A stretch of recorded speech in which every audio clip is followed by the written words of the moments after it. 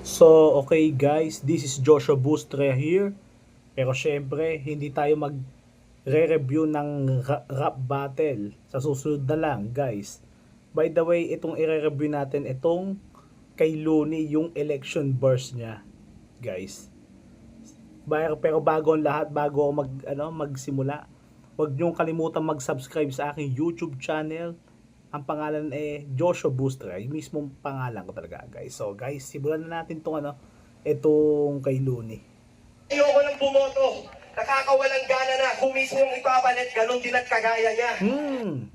Sa una pa lang, no? Sa una pa lang ng sinasabi niya, no? Talagang may kasamang suntok talaga no, guys, no? Hindi naman siya bumabattle. Kumbaga, nagpapaliwanag lang siya tungkol sa eleksyon.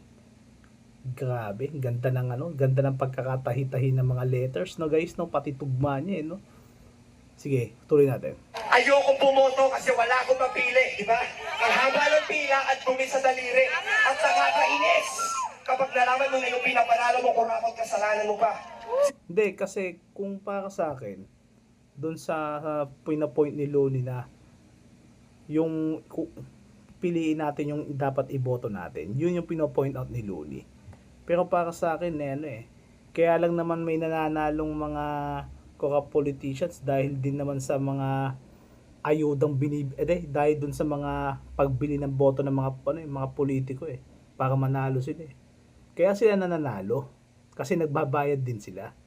Siyempre, para makapag-utungan naman ng mga tao. Usong-uso ngayon yan Noon pa uso yan Hanggang ngayon uso pa rin, ginagamit pa rin nasa tao na lang din kasi yan, guys. Kung sila magpapa-auto or hindi. Game, tuloy natin. Sino bibili mo? Trapo, artista o ministro? Wala akong pake, hindi ako nakarehistro. Hoy! Ayos yun, no?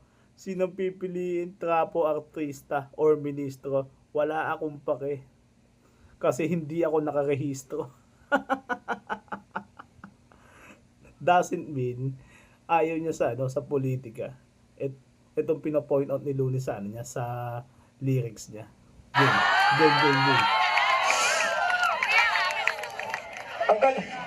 Ang mandurukot tatakbo pagkatapos ng agaw. Ang kandidato tatakbo muna bago magnakaw. Ulitin ko. Teka lang.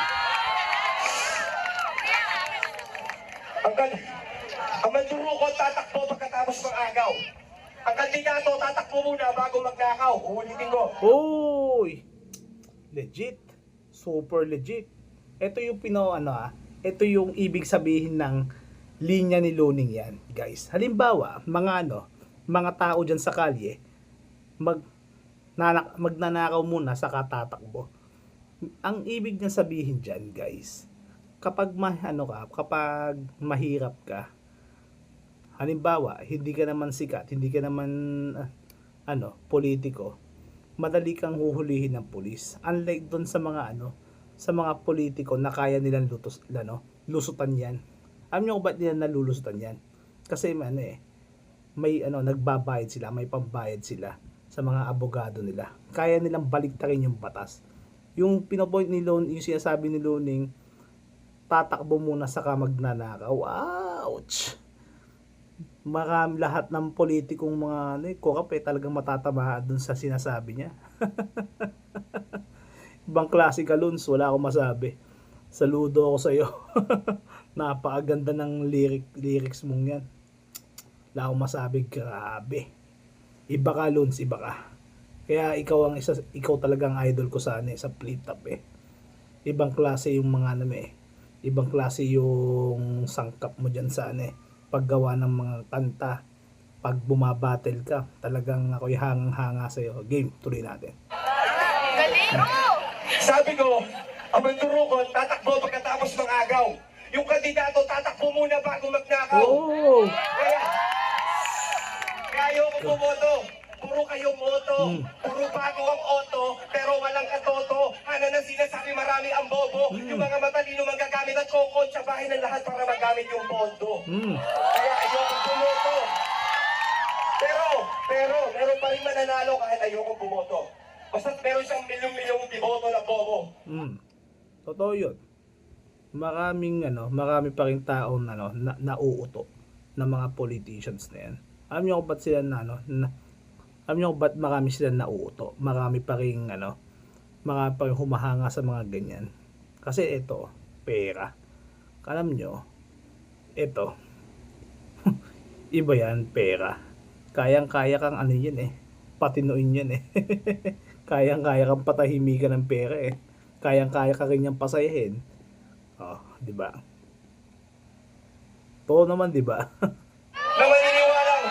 na maniniwalang siya isang perpekto na santo na kumakain at nakadiupo sa nakadikwatro sa kwarto at pag nagutom, dilipad, maghahanap ng mahangin na presko, kakain sa mamahalin na resto. Nakapagtatakang, pag nagpapatayin sa pwesto, lalo nung nalaman kung ganun kababa ang sweldo. Pero hindi rin pwedeng puro na lang tayo reklamo. Hindi rin pwedeng hindi tayo apektado. Kahirapan, ito pera. Terorismo, ito gera. Pero solusyon ba ang eleksyon kung tayo mismo ang problema? Matuto ka na. Ito kasi yan. Alam niyo kung bakit? Sa politika, marami kasi nagpapaligsahan dito sa bansa natin. Aminin man natin sa hindi. Alam niyo kung bakit? Kasi kaya rin naman bumabagal ang takbo na ekonomiya ng bansa natin. Kasi maraming kumukontra dun sa isang politicians na may magandang hangarin dito sa bansa. Bakit kinokontra? Kasi hindi sila makakapang dukot. Totoo yun. Katulad na lang kay Tatay Duterte, di ba? Kung alam nyo guys, marami siyang proyekto, nagawa naman niya. Siyempre, iba sa pilitan pa, ipapapirma pa sa mga Senado, sa Congress, di ba? Guys. Kasi marami ding mga senador at mga Congress na tumututol sa mga gusto niyang gawin, sa mga mabubuti nilang ginagawa. Oh, totoo naman yun, di ba? Maraming matatama na politiko dito sa sinasabi ni Luni. Talagang marami. Alam nyo, hindi naman tayo, kailangan natin maging matalino sa mga iboboto natin mga politiko. Kasi, meron kasi ako nabasang quote sa hindi siya totally quote, sinabi lang din siya ng isa sa mga matataas na tao sa buong mundo. Siguro part siya ng global elites. Ito sinabi niya, gusto ko niya ng workers, hindi daw thinkers. Ibig sabihin, ayaw niya ng matatalino, gusto niya yung mga nauuto niya. Yung tipong susunod sa kanya. So okay guys, okay, tapos na tong election bars ni Luni. Grabe Loons, napaka galing mo talaga. Wala akong masabi. Super.